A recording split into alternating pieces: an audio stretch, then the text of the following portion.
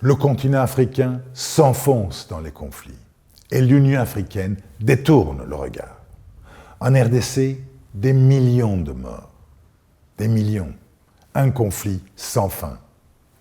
Au Sahel, des coups d'État en cascade. Des populations livrées au chaos.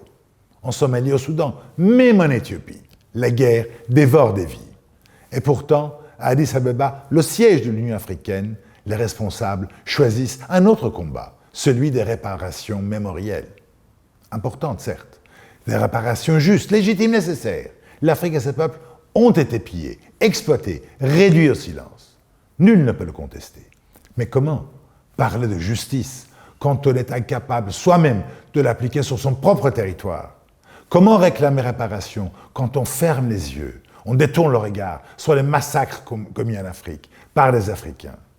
La France, la Belgique, le Royaume-Uni, tous doivent rendre des comptes. Mais qui demandera des comptes aux élites corrompues, irresponsables, qui pillent leur propre peuple? Qui paiera pour ces enfants morts, assassinés sous les bombes à Goma, en RDC, pour les familles déplacées au Darfour, violées, pour les innocents pris au piège des guerres intestines? Exiger justice, oui, mais pas à sens unique, pas en détournant le regard des drames qui se jouent aujourd'hui. L'Union africaine peut bien adopter des résolutions, convoquer l'histoire, dénoncer l'ancienne colonisation. Mais tant qu'elle ne mettra pas un terme aux tragédies humaines insupportables, ces discours ne seront que de mots vains.